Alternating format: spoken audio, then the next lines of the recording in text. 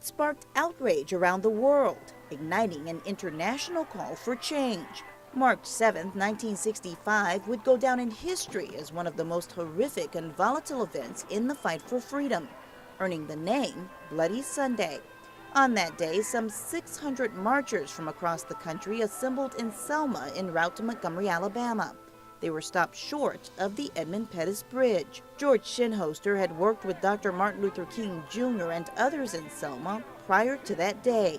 To have the opportunity of listening and sitting at the feet, so to speak, to Dr. King and listening to those kind of remarks, if a man hasn't something for which he's willing to die, he's not fit to live.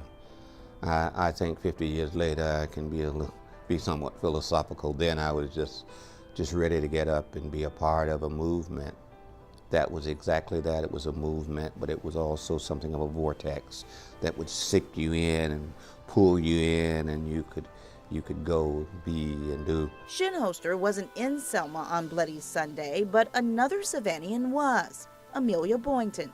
Mrs. Boynton was one of the founders for the Dallas County Voters League, and a dynamo even at that age. And this was long before any of the national organizations went to Selma.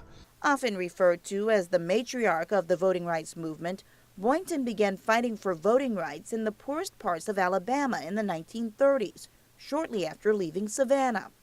In the 1960s, she opened her home for planning sessions and provided shelter for fellow activists, including a young Shinholster. Her house was a pivotal place, as I recall, because when I first went to Selma, that's where we went. When the movement began to pick up steam, it was Boynton who encouraged Dr. King and the Southern Christian Leadership Conference to join the cause.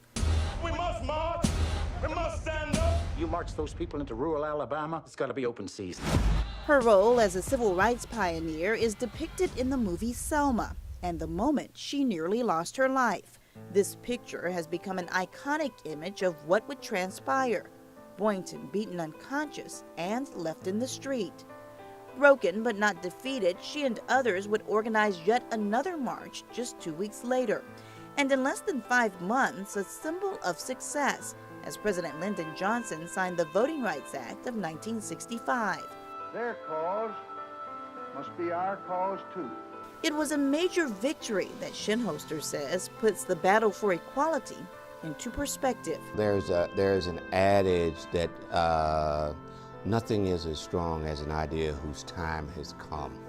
And if you're in the Black Belt of Alabama, where there was so much oppression that had already transpired, and there were people there whose ideals was enough is enough. In 2011, Boynton returned to Savannah. News 3 was there as she spoke to students at Savannah State University. She shared these words with the next generation. We have come a long way, but we've got a longer way to go. In business, in professions, in everything. We can't stop. And she hasn't.